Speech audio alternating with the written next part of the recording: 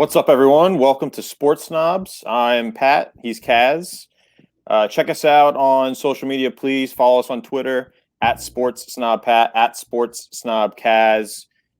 Visit the website, scenesnobs.com. All our podcast information's on there. You can see us on YouTube, all that good stuff. We really want to get as many fans involved as possible. So please check us out on all the social medias and on the Scene Snobs website.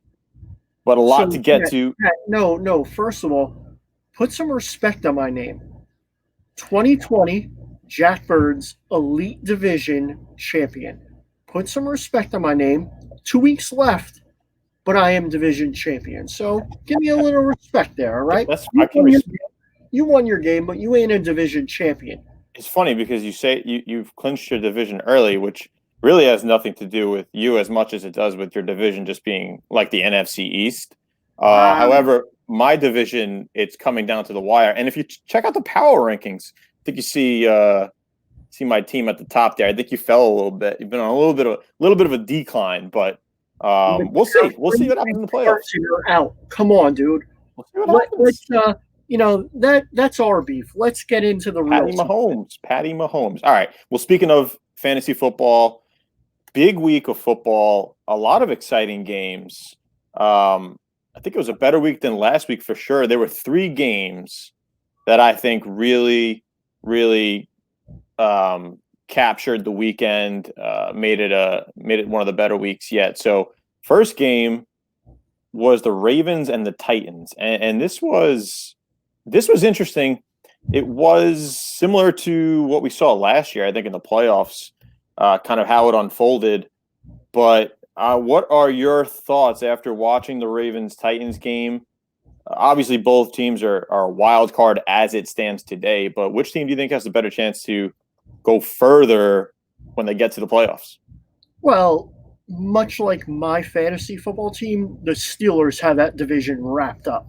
I'm going with the Titans. The Ravens, they're not doing well. They have the COVID stuff now. They have 2 running backs out.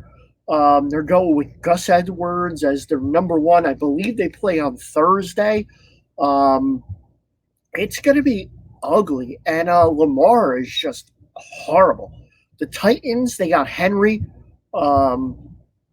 They have Corey Davis and A.J. Brown playing damn well. Thank you, A.J. Brown, for your points this week and that phenomenal touchdown. They had a hiccup. 3 games in the middle of the season, they had a hiccup. But I'm going Steelers number 1, Titans number 2, Ravens not even in the playoffs. That's my call. What are your thoughts? Yeah, that's actually what I was going to say. It's funny you say that. A better chance to go further in the playoffs, neither team, because I don't think the Ravens are going to end up making the playoffs at all. They're going to lose this week, and that's going to be 4 straight, maybe 3 straight, 4 straight, whatever it is. It's a terrible losing streak, and I don't see them even making the playoffs at this point.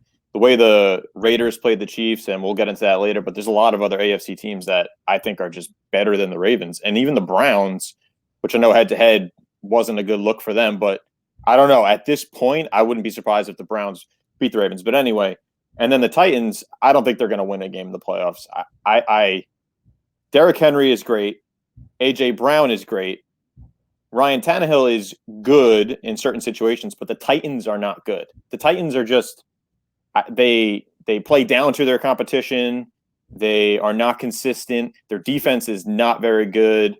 I don't see either team really doing anything of significance towards the end of the season and especially in the playoffs. I could see the Titans stealing a playoff game like they did last year. I could definitely see that. Wouldn't expect it, but I can see it.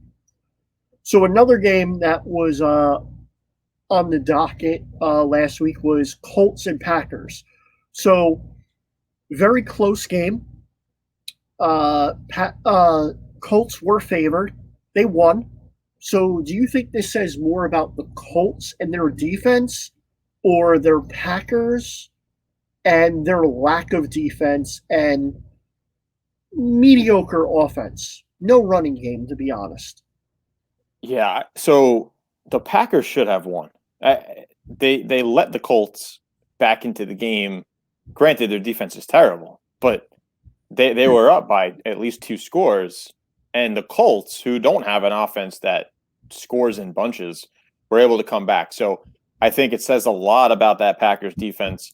And when it comes time for the playoffs, I mean, they might be sitting there at a 2 seed, but a 2 seed doesn't get you a bye week like it used to. So I mean, they're going to have a tough first round matchup. So I don't know how that defense is going to fare, especially when you see the better competition in the playoffs. The Colts, though, I'll admit I had no faith in Phillip Rivers before the season. I thought the signing was okay. I mean, I don't know what else they were really expected to do. I mean, they could have played with Jacoby Brissett, but so I didn't have faith in Phillip Rivers to win the division. I thought the Titans were going to win the division, but that defense is really, really carrying them, and they looked bad early, but late in the game, coming up with a crucial turnover. Now, I mean, that could have been luck. I mean, it was just he punched the ball out. It wasn't like anything crazy, but the awareness to make the tackle in that way in overtime when the Packers got the ball first, and you knew as soon as the coin was flipped and the Packers got the ball first, you knew Aaron Rodgers was going down the field and they were going to get at least a field goal. So that turnover was huge. Colts defense is impressive, but again, they allowed so many points early. So are they going to get behind like that? They can't make a habit out of that. So I think your 2 points are both valid. I think the Packers defense, it says a lot about the Packers defense being terrible, but it also says a lot about the Colts defense coming up in a big, big spot in a big, big game. Yeah, and you know what? The Packers, they typically have these games where they underperform. And I personally think they underperformed this week. Um, they have these little lapses, and then next week, Rodgers is going to throw for 400 yards and 6 touchdowns and look like a rock star. Um, but the Colts D, they look good. Um, they're looking like a contender in the AFC. I don't think they're top three in the AFC, but you never know.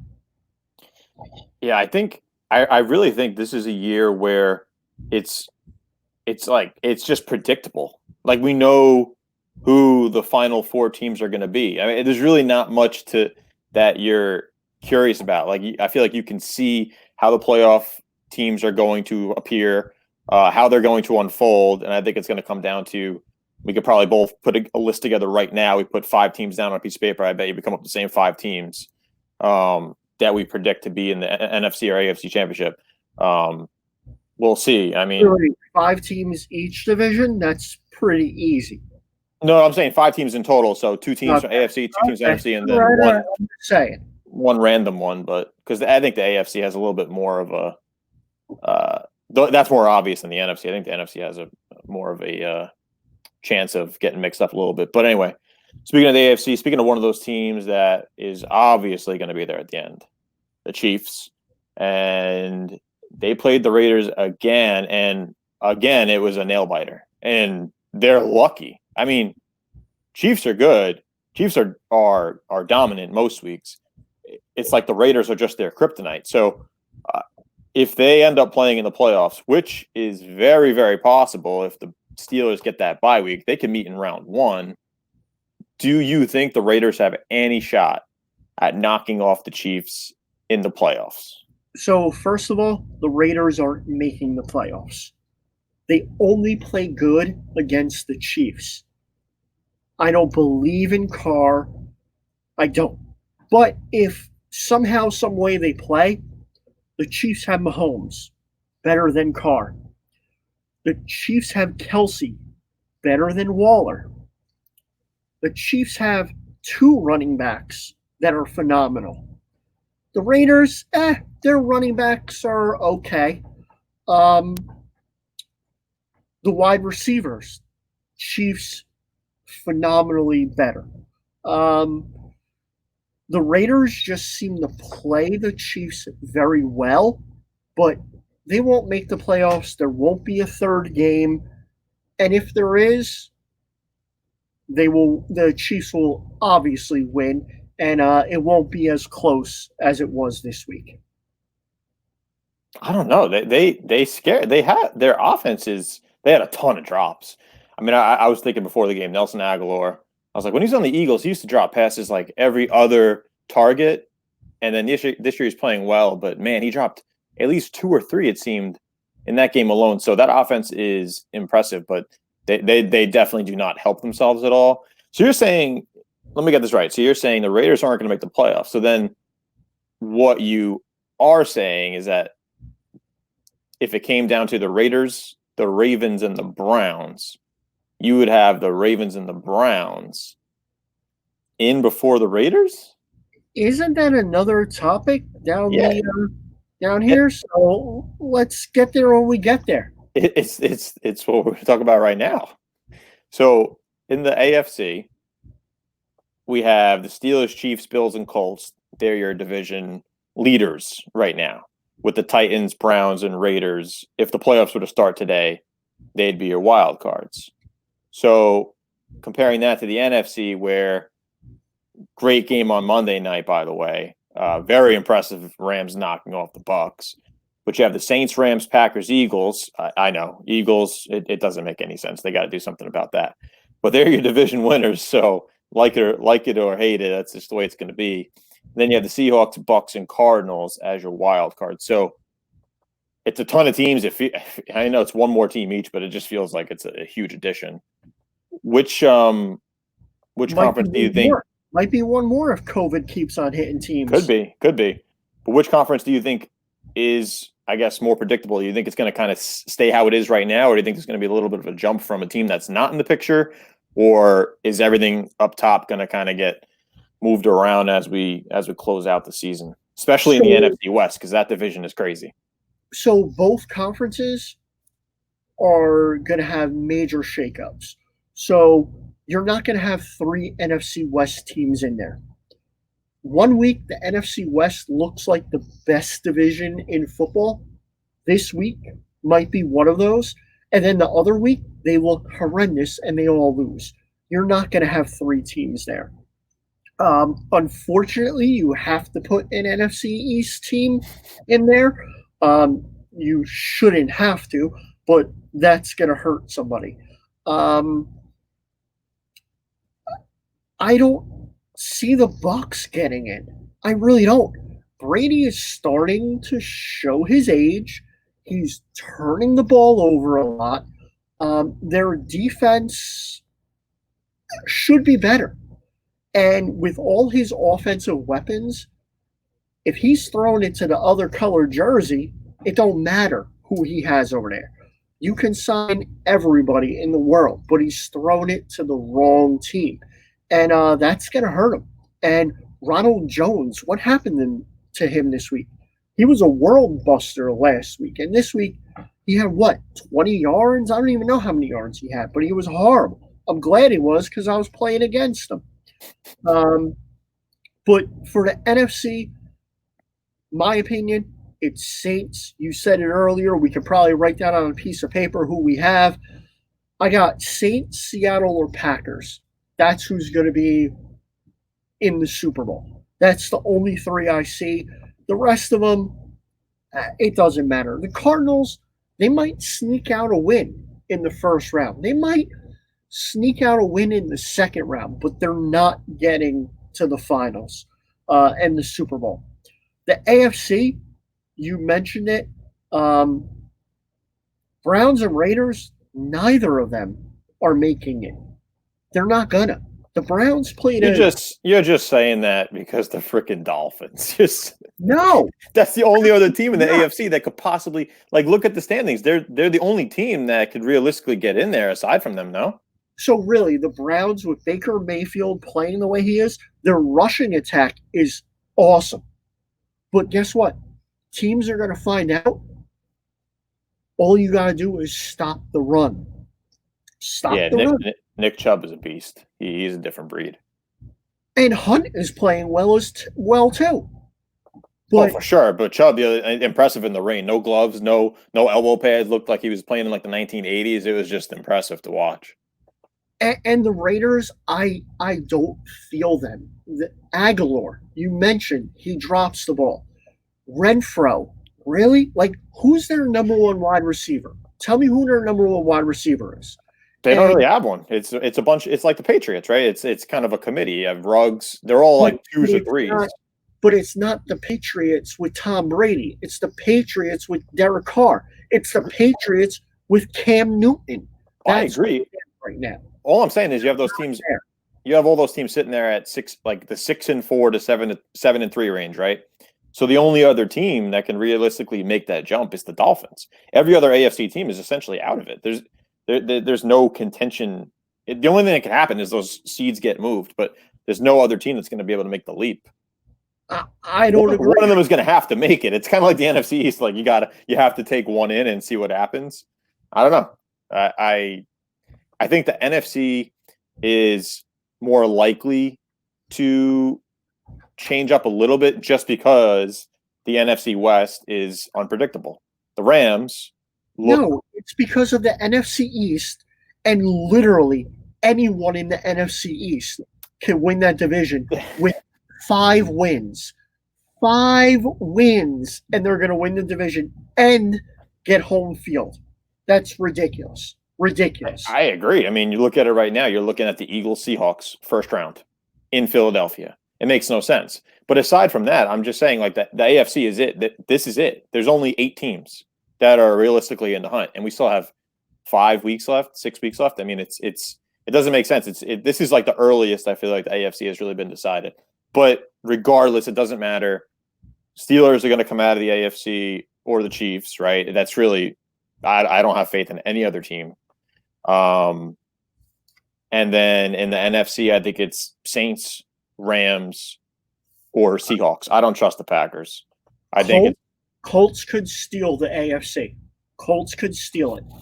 They could. I just don't trust Phillip Rivers, and I'll keep not trusting him until he proves me wrong. But hey, we'll see. It's still early, but I feel like it's already shirred up. Moving on, a little fun segment. I thought we would try out here on the show. Let's see if it's fun. Let's try it and see if it turns out fun. I'm not sold on it, but we'll go. It's a good week to do it though, because the 3 topics were perfect. So react or relax. So basically, there's 3 topics here. I'll throw them at you. You can choose to either react if you think it's a big deal, or you have I don't want to say overreaction to it, but you have something to say about it.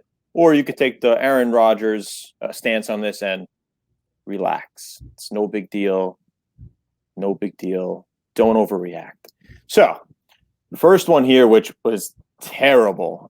This was just it was hard to watch, and I didn't see any replays of it. Probably for the better, but Joe Burrow, geez, that was absolutely terrible. Terrible injury, tore his ACL, tore his MCL, tore his every CL, structural damage. I mean, he's out for the season, obviously. He may not even be back for the start of next season. I think it's like a 9 to 12 month recovery. But so here's the statement. The Bengals organization should be blamed for Joe Burrow's injury. If that's the statement, I'm going to say relax. You had the number 1 pick for a reason. It's because your team is horrible. You went out and you got a quarterback at number 1. Where are you going to get offensive line? You didn't have offensive line. So it's not the organization's fault. They did what they could with the picks they had. They took a quarterback at number 1, which arguably was rookie of the year until his horrific injury. I just hope it's not career ending or career altering, because every day I read an update on his injury, it looks like it's worse and there's more damage in the knee. So I'm hoping the best for him, but I don't blame the organization. You did what you did at the number 1 pick. What else can you do? See, I initially I felt the same way, but then I now I want to react, because this was the perfect year to do the whole Aaron Rodgers thing. There's no fans. You're not going to get booed off the field. people aren't going to be calling for Joe Burrow to play, right? If you had Ryan Finley starting from the start, they could not have expected to win the division with the Steelers and the Ravens and even the Browns. The way their teams are currently constituted, they had the worst offensive line in the league going into the season. We talked about it in like our first episode, I think. Joe Burrow was like under the most pressure all year, most QB hits, most QB pressures, knockdowns, pretty much every stat. So I just don't understand why organizations are so weak and they don't protect their investments. This is the first overall pick in the draft. Perfect year. You don't have to deal with It's any. not Aaron Rodgers. It's not Aaron Rodgers who was the 17th overall pick. It's the number one overall pick. But you get him on the field. You got rid of Dalton. So you got him number one. You play him. He's hot. He went from a nobody at LSU to the Heisman winner to being hot. You don't sit him on the bench for a year. You don't do it. But the whole Aaron Rodgers thing is hindsight. I know he's not. He wasn't the 17th overall pick like Aaron Rodgers, or I know he's the first overall pick. But the point is, hindsight is 2020. Look what Aaron Rodgers is able to do now because he sat and he was benched. Granted, he was behind Brett Favre, but the point is, give the guy time. When your team is that bad, you're setting him up for failure. And they throw the ball 50 times a game. What the hell are they doing? 50 times a game? Hand the ball off to. I know Joe Mixon's hurt, but geez, I mean, the whole offense is just terrible. You got to come up with more creative ways to get the ball out of his hands sooner. Look at his pass attempts this year; he leads the league, and he's getting hit every single play. So, I do blame the organization partially. I think they if they're going to play him, they had to have a better setup for him to protect him. So you say Joe Burrow, draft him number one and bench him for a year for what's the guy's name? Flaherty? Michael? Is he the river dancer? What's his name? Ryan Oh, Finley. Finley. I'm sorry. I thought it was the river dancer dude. I don't even know. You're not benching him for that. You're just benching him to protect him and your team. Because look, like you said, well, the guy even going to be able to play football again? I mean, I don't know. I would like to think so based on how other injuries have gone, but I don't know. We'll see. Next one up, another not injury related, but I mean, he did have an injury, so kind of feeds my argument on that one. But Tua, so it looked like Tua got hurt.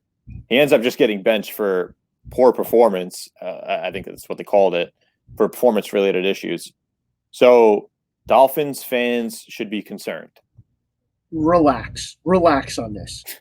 He got sacked 6 times, as you mentioned, coming off a hip injury. You're in the chase for a division title. He is playing poorly. He got sacked 6 times. Put in Fitzpatrick. Give yourself a chance to win, which they almost did. Fitzpatrick threw that late interception. But relax. Tua will be back. He'll improve every week.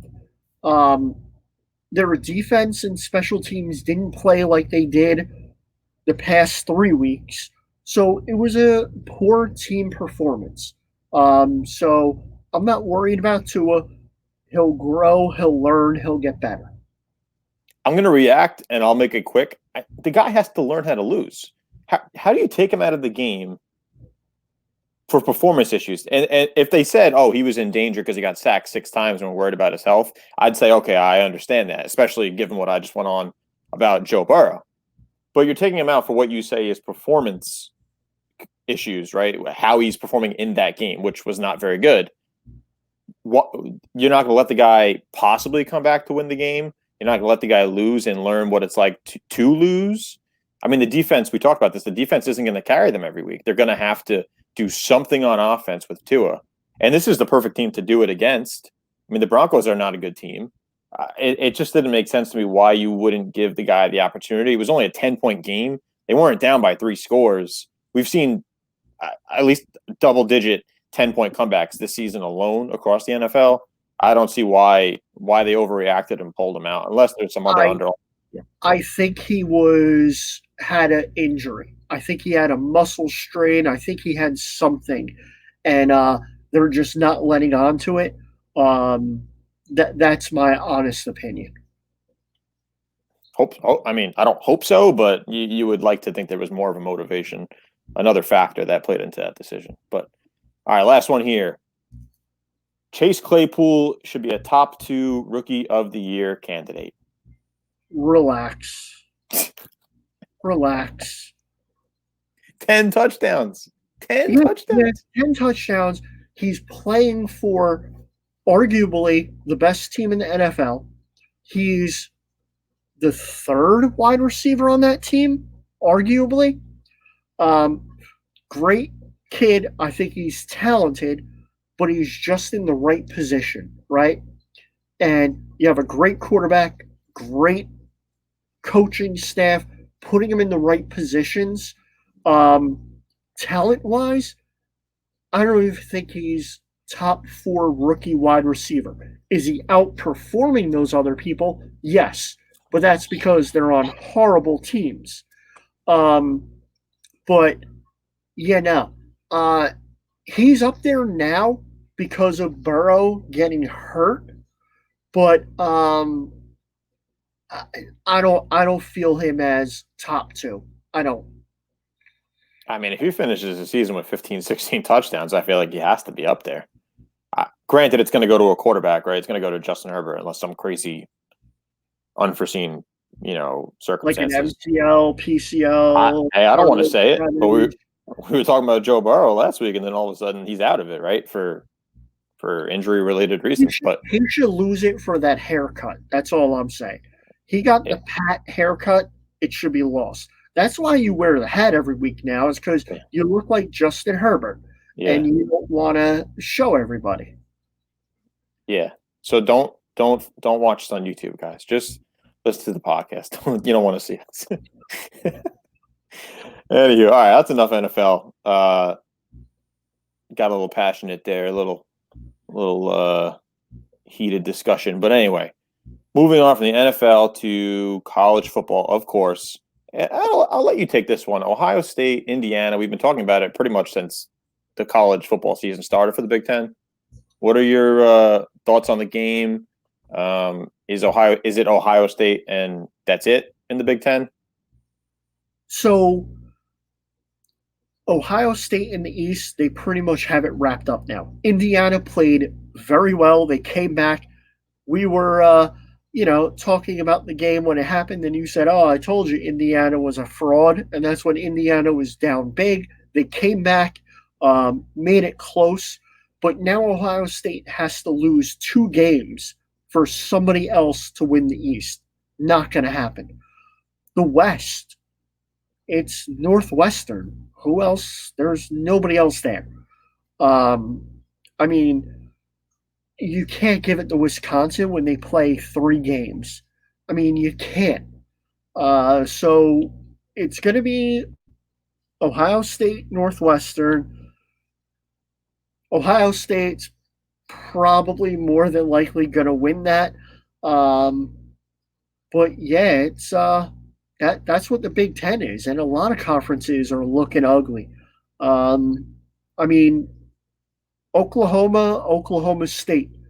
I know you had a dog in the race and a favorite and called something, but what did you think about that game and the performance by Oklahoma State? It was sad, and we had this conversation earlier in the season, and by no means was either of us, had great conviction about those picks because that conference is just it's wild every year. There's absolutely no defense, and it's just kind of a crapshoot outside of Oklahoma. So this year it looked different with Iowa State, Kansas State, but yeah, this game here, rivalry game, Oklahoma State, and Oklahoma State did exactly what I expected them to do. They just folded in a big spot. I don't know when the last time they beat Oklahoma was. I don't know when the last time I don't think they've ever won the Big 12. The game was pretty much summed up by I think Oklahoma State was down by 3 scores, and they were in Oklahoma territory. They were on like the 44-yard line, and they punted. And that pretty much told you right there that's who Oklahoma State is. They're frauds. They're not a good team. Gundy's not a good coach. I don't know how he still has a job there. Might be the haircut. Speaking of haircuts, I think that's the only reason they keep him there is because they have marketing. Mullet is phenomenal, It's dude. all about the marketing. They're doing it for the money. But yeah, I mean, it is what it is. Oklahoma is and always will be until there's some sort of coaching change at Oklahoma State or another big school. They're the team to beat every single year. I don't even know why we spent the 3 to 4 minutes talking about this game or anything in the Big 12 because they're not relevant. They're not a Power Five. They're not making it to the championship. So we wasted 4 minutes of our podcast. But thank you, Pat. That's like a minute and a half. And we talked about hair again. It's all about the mullet. All right, whatever. We're going to talk about another game that really has no effect on the college playoff. But I said this. I've been tooting this horn all friggin' season. But Purdue, Minnesota. I don't even want to talk about the game. Did you saw the offensive pass interference? It's a trick question because there was no offensive pass interference. I've seen clips. Please define these clips. What? I mean, the ref bet on the game, right? There's no other explanation for this. There's no. I don't want to hear extension of the arm. Well, you can't run. What you have to like keep your arms at your side. I mean, what are we doing? Tyrannosaurus Rex, man. T-Rex arms. No, but it was a bad call. But was it worse than any of the recent calls against the Saints? And those calls potentially affected the Saints making it to a Super Bowl. This is a conference game. Nobody's going to the championship. Yes, you might be at a different bowl game if we get the bowl games with COVID. Bad call, horrible call, probably, but it's a nothing game. It's a nothing game. It's like a bad call in our Sunday co-ed rec softball league. Oh well, it happens. It doesn't mean anything to the greater sports landscape. So all the outrage I think is ridiculous. It happens. It happens, and it didn't affect anybody's season. It really didn't. But it doesn't. See, everyone who has that attitude, like, put yourself in the position of those college students. I mean, it's a rivalry game, a conference game. It's physical, low scoring as it usually is between those two teams. And I mean, Purdue, technically they still had a shot to compete for the Big Ten West. I mean, yeah, Northwestern's undefeated, but Purdue is still potentially competing. But now, I mean, now they're out of it. There's no shot. My only thing is the refs need to be held accountable. You have instances of this across all sports. There's terrible calls. We all see it. Replay confirms it, but yet we're enraged for, if you're a fan of the team, we're enraged for like 10 minutes, 20 minutes after the game, and then it goes away. Here's my argument, right? Yes, in replay, when it's slowed down and you get to watch it a million times, yes, it looks horrible. But think about it from the referee's standpoint. They're looking at 7 different things at once. They're going to make mistakes. They're human. I know, Pat, you never make a mistake in your job ever. Ever in your life have you ever made a mistake in your job? And if you were held accountable for every one of your mistakes, you'd be calling me a lot more for references. That's all I'm going to say. So, bad call, yes. Did it cost a team anything but a stupid rivalry victory that they can't even celebrate by getting the cheerleaders over to their house and celebrating after the game because of COVID? It doesn't matter. It does not matter. I don't know. They should adopt the XFL Sky Judge. You could review these plays. That's all. The NFL tried it. The NFL tried it. They got rid of it. Yeah, they didn't really try it. They just wanted to say they did. That's the NFL. That's what the NFL does. All right, let's. We got one more topic here in the NCAA. Just real quick. I mean, you saw Dabo Sweeney's. I love the ticker. You see the ticker? Great ticker, Mike. I appreciate it. just real quick because we ran way over on football as we usually do because that's America's sport, obviously, and we want to please the people. Baseball is America's sport. Come on, the Not anymore. pastime. Not anymore. Real quick, Dabo Sweeney's comments regarding COVID. I mean, what are your thoughts? I like that he's fired up. I think it was wrong timing. I think it was he was pissed off that he had to fly his team somewhere to play a game and it got pulled out of. So you put your team at risk getting on that plane and doing all that. Um, but again, it was just a coach fired up, wrong timing, wrong message. Um, but I like that passion that he had. Yeah, I agree. Bad timing. Kind of came across as tone deaf to what's going on in the world. Um, and for those who may not know, player didn't test positive all week, displayed symptoms. They didn't let him practice, but then he ended up flying with the team, got tested, came back positive the day before the game. And then Florida State said, no, we're good because we don't know if you had it earlier and just didn't test positive. So can you fault Florida State? Absolutely not. I mean, I think it's the right thing to do. And unfortunately, not many more teams would do the same thing. So hats off to, I think his name is Mike Norvell from Florida State. So good job out of him. Dabo Sweeney, you're a fool and you should have been advised better. But I think that player actually got a false positive, if I remember correctly. I think he's since tested negative. That's the whole problem, is that these tests are absolutely ridiculous. They take forever to get back, and then they come back wrong. Even in the NFL, the whole New Jersey incident where that one lab was throwing out false positives like it was nothing. So I don't know. But moving on to the NBA. Again, we talked about it last week, so it feels good to be getting into other sports now aside from just football. And we touched a little bit on baseball during the World Series, but the NBA offseason obviously is in full swing. Much more condensed. Season starts in basically a month. So there really is not much of Christmas. Yeah, a month away. So we saw the draft. You were tweeting out during the draft your thoughts on each of the picks. So what you didn't like or retweet any of my stuff. So I did the Knicks one. I did. Oh, I got you on a little OB1. But anyway, biggest surprise of the draft? Biggest like the best pick? What were your thoughts? Oh, biggest surprise? I went with a negative surprise, and that was Phoenix going with a center at number 10. They have Ayton. They have two premier, pretty much point guards.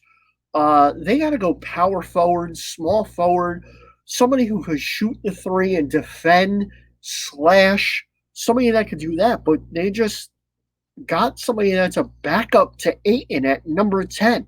That was the biggest surprise I had, and was not happy with it. Yeah, it was weird. It's odd, especially. I mean, they go out and get Chris Paul, and you're thinking, okay, they're making these moves, and then they make a pick like that. It was odd. Similar not frustration, I guess, but more of a kind of a head scratcher was Halliburton. He might have been the best overall prospect from what all of the self-claimed experts were saying, and he drops way down, all the way to number 12, and goes to the Kings. It's very unfortunate for him. Sorry for that loss. That's going to be unfortunate, but probably one of he was the best prospect, like I said, according to the experts. He drops past the Knicks, past the Hawks, past these teams that you thought would pull the trigger on him, and all the way to number 12. I mean, it made no sense. The other thing that was really odd was there was no movement at all. It seemed like there was no movement through the first 10 picks. It was talked up that there were going to be some moves. I know the Celtics had a bunch of picks that they could have traded up with to get into the top 10, and they didn't. So just odd. It was kind of, I don't want to say boring, but being that it was virtual and there was no movement, it was kind of like it just didn't have the same effect as a typical draft does. Best pick was the kid from Israel going to Washington. Watch him. I love his tape. He's going to be rookie of the year. I'm calling it now. Was that the guy who was in the wine seller, or is that another guy? Who's the guy that was in the wine cellar? I think he was from Israel. That guy. Avija or whatever. I Nah, can't even say his name. I don't know. That was the best pick, just because we got to see where he got picked from. No, best pick, and I'll play the homer role here. Obi Toppin, the No. How player many of the forwards do year, you need in New York? player How of many the year, forwards? How many player of forwards? the Can you year, sign somebody besides a goddamn forward? player of the year from New Okay. York. They had to do it. They had to do it. Watch rookie of the year, Yes. rookie of the year. Yes. Carmelo Anthony did phenomenal for the Knicks as well. Come on. You guys pick forwards all the damn time and none of them produce. Who's a free agent that wants to go to the Knicks? Name one. I'll call my uncle Tom Thibodeau, and I will ask him. I'll see what the plan is for the season, but I like it. I like the pick. You had to go with the pick. He's the player of the year. So aside from the draft, free agency's been So was what odd. the hell was his name? What the hell was his name? The kid from Gonzaga was player of the year. The kid that had diabetes. Where's he now? I don't know that guy. He was the shooter with the long hair. He had a mullet too. We're talking hair. He had the mullet. He was horrendous. How many people are player of the year that actually win rookie of the year in the NBA? Well, Me. they'll be one this year. John Morant? They'll be one this year. Don't you Oh, worry. oh. Don't you worry. I thought you Don't said you. the one that won it this year. No. I know he Okay. didn't go first overall. He wasn't the player of the year, I don't think, in college. No, he wasn't. All right, free agency. Best move so far, either through free agency, through the trade. Personally, the Lakers for me, I mean they've gotten better, it seems, and I don't know how it's possible, but they've upgraded every player they've lost. They've upgraded and they've spent less money. It's not even fair, especially given the unfortunate Klay Thompson injury. There's not going to be that many teams to compete with the Lakers in the West. You like to think the Clippers will still be there. I don't think the Nuggets are going to be able to contend again, but they signed Marcus Saul. They signed Montrezl Harrell, the reigning sixth man of the year. And to make it, and to take it a step further, they also signed the runner up for sixth man of the year, Dennis Schroeder. Like, So you stole my head scratcher because my head scratcher on our notes was how the hell are the Lakers getting better? How are they getting better? That was my head scratcher. So I'll save time there because everything you just said, that was my head scratcher. For the best move, would have been Bogdanovich going to the Bucks. But then all of a sudden, the 11th hour, he decides, oh no, I'm going to sign my RFA tender and get rid of that trade. So based on that, I mean, Ibaka did a great thing. He posted that little selfie on the plane of where am I going, and there was all these rumors of where he's going, and to a team that you mentioned, the Clippers. I think that's a great signing for them. I think that helps them, but it's not going to compete with what the Lakers did. It'll just keep them in that playoff hunt and do what they got to do. But other than that, I mean, the big thing now is what's the Greek freak going to do? Is he going to sign that 5-year tender or max deal? Or is he going to wait and go to free agency next year? That's the only chip that's there to fall because rumor has it if he doesn't sign, Anthony Davis does a 1 year with a 1 year player option so that they can free up room to bring Giannis over with LeBron and Anthony Davis and everybody else you just mentioned, which just means that all this will be purple and gold. I don't know. You got to watch out for the Pistons. They made a huge move and signed Mason Plumlee, first center taken off of the free agent market. I mean, That's a big, big deal. 25 I think million. I think he was Player of the Year one year, so that's a big ad, just like Obi Toppin. So it'll work out good for them. That's a huge move. Yeah, yeah, huge, huge move. Maybe the Pistons will be relevant. No, it looks like they're trying to just have the tallest team in the league with Jahlil Okafor and Jeremy Grant and Mason Plumlee. So we'll see. Similar approach going all forwards and centers. Okay, let's go to your Oh, wheelhouse here. The UFC. Yeah, That's my bread and butter. yeah. Um, so UFC had a fight card. It was a pay per view this week, not a free one. So I actually had to shell out like 60 something bucks. And kind of disappointed because the prelims that were free on ESPN2, they were the best part of the fight. Um, the first fight of the night on the prelims was Palatnikov versus Kosi. Awesome fight. I don't know if you saw it, Pat, but Palatnikov in the first like 30 seconds got dropped, getting ground and pound. Looked like Kosi was going to end it, but he got up. Palatnikov got up. Ended the first round phenomenal. I think he personally won the first round, regardless of the first about minute. And from there, they traded bombs, but Kosi was gassed from the bottom. And Palatnikov got him in the third. Got him in the third with a TKO. But it was a very exciting fight. It opened up my excitement for the fight as it being the first fight on the card, and I believe he was a minus 400 underdog and won. So I didn't bet it, so not that happy, but it was just a fun fight. Yeah, I think the backstory is interesting. Fighting on essentially 2 weeks' notice and just coming off of having COVID.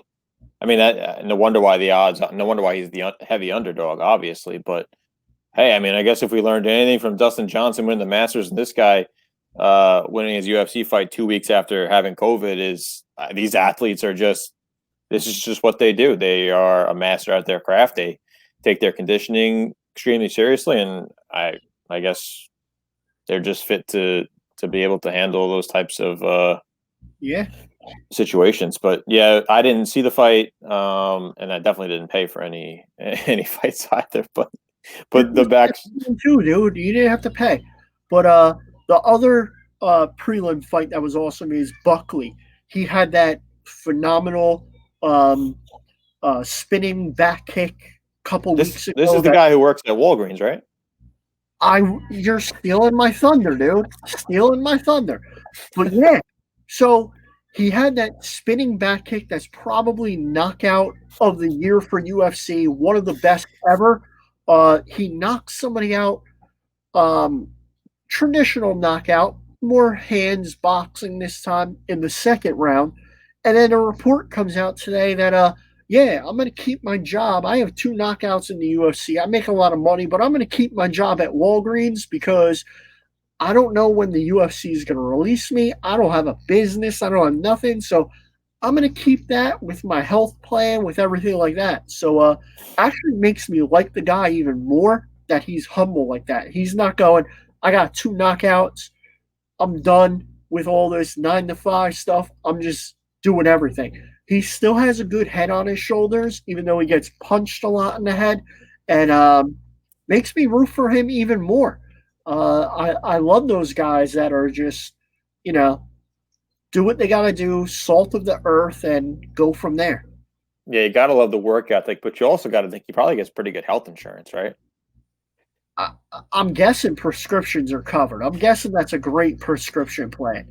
So it's steroids. I'm not saying he's on them, but if he is, growth hormone, whatever it is, I'm sure it's covered by his health plan. But uh, I hope that's not the case because I love the dude. But yeah, that's what it is. But other than that, the undercard and the main card, they were very uneventful. Um, Shogun Hua, who is a legend in the sport, he's done, dude. He's done. He just got killed. He him and Anderson Silva, you got rid of Silva, Dana White, get rid of Hawaii. He's past his prime. He's not there. He only fought because the last time he fought his opponent, it was a draw. So they brought him back so that the opponent could just smash him, which he did. So get rid of him. And the other one is Mike Perry. I don't know why he was even on this card. He has a lot of personal issues. Uh, there was video of him in a bar, like fighting with the staff and everything. And then, like a week after that, he had domestic violence issues. And UFC, for some reason, put him on this card, even though he has that pending litigation. And he missed weight by 4 pounds. Let him go. It's now a catchweight bout. He loses 30% of his purse and embarrassed himself. He looked horrible. So Dana White, do the right thing. Cut him. He is bad for your brand. So get rid of him. That's just my thoughts on the undercard and the main event. Otherwise, it was favorites that won all around. Yeah, Perry was chowing down on some onion rings and burgers a couple weeks before sending pictures. I don't know what the hell's wrong with that guy, but yeah, that's not a good look. No, not at all. Complete opposite of what you would see out of Buckley. But in any event, hopefully he's fighting in some more meaningful fights soon, and then maybe he can leave his job at Walgreens or keep it. Hey, if that's how if that's your work ethic, Hey, all the respect to you. He's starting a clothing brand. When it comes out, we'll tag it, and hopefully we'll get him on the show to promote it. Hey, that's my goal. Never know. Buckley will be one of our first guests. I'm calling it right now. Yeah, no pressure, Mike. All right, that covers our show today. Like you said, lots to cover. Obviously, heavy on the NFL. Probably going to be that way until these playoffs roll around. But NBA is kicking into a high gear now with training camp. Basketball starts tomorrow, my friend. It's supposed to start today, but we got a lot of COVID's going to be a huge issue with college basketball, and it's unfortunate because there's been so many cancellations already, and we haven't even stepped onto the court. And I don't know how college football does it, but college basketball might have to take a few pointers from them. But different sport right on top of each other like that. So I don't know. We'll see what happens, but I don't know. It's going to be an interesting season for them. They might have to go full bubble like the NBA, but we'll see. So we'll definitely talk about that next week if there are any games to even talk about. But outside of that, please, check us out on SeenSnobs.com. Follow us on Twitter at SportsSnob, Pat at SportsSnob, Kaz. He'll give you his 13 picks from last week and maybe hit on 5 of them. So you got some good information on his Twitter. But yeah, check us out. Subscribe to the podcast. Tell all your friends, your family, and happy Thanksgiving, everyone. If you're watching this at 10 a.m. on Thursday, come on, re-air it when your family's over, you're eating turkey, carving the turkey. It'd be good background noise. Forget the Detroit Lions game. Forget the Dallas game. They're both going to suck. Air us. Air us on your TV, your Fire Stick, your whatever. They'll thank you for it because you won't have to watch horrible football. And also, Mike and his whole podcast network, they're doing Friendsgiving Thursday night, 11 p.m. to, I want to say, 7 a.m. So I'm hoping I'm not in a turkey coma, and I'll join for at least an hour or two. I don't know, Pat, if you'll be able to join, but definitely want to do it. And thank you guys for being here and listening to us. Yep. See you next week for our picks.